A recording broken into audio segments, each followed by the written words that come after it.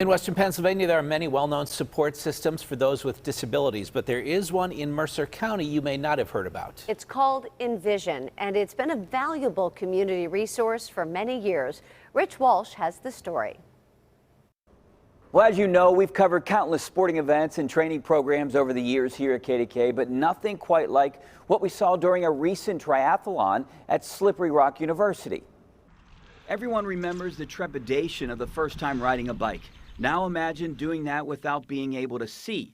That's what these blind athletes are doing with the help of a local nonprofit called Envision. Our core mission is to increase opportunities for athletes that are blind and visually impaired so that they can get exposed to a wide variety of sports. So that's what we're going to work on today, going in a straight line. Envision helps blind athletes with all levels of sight impairment compete in sports through the use of instructors who help them learn to swim, ride bikes, and to run track.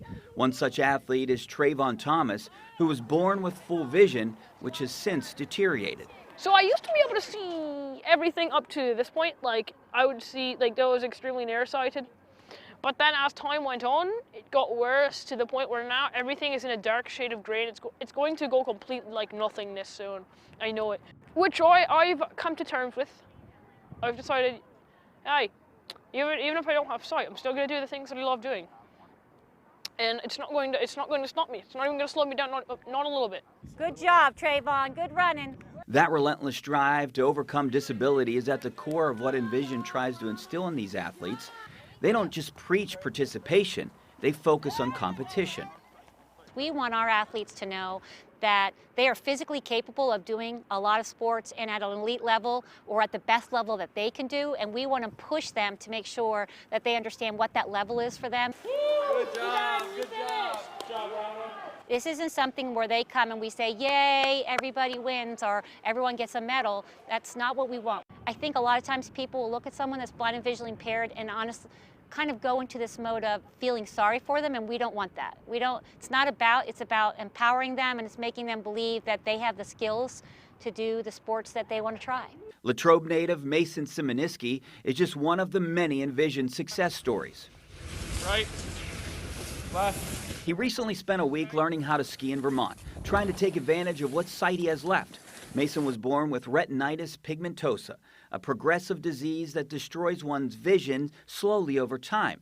Despite or perhaps because of the infliction, Mason has gone from participant to coach, passing on his experience and wisdom to other blind athletes. I mean, I've connected with certain athletes over the years, just having conversations with them about their vision, especially the ones that have kind of the same type of vision loss I have, where it slowly gets worse over time. And if they're struggling with that, I'm always happy to talk to them about it. And I think it definitely helps both them and me. Mason's a perfect example of how Envision supports those without sight. They push boundaries in order to help them compete in sports and in life.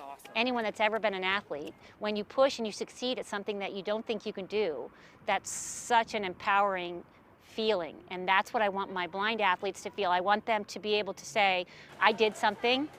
And most of the times they believe they can do it, but it's like I'm going to do something that perhaps maybe other people don't believe I can do.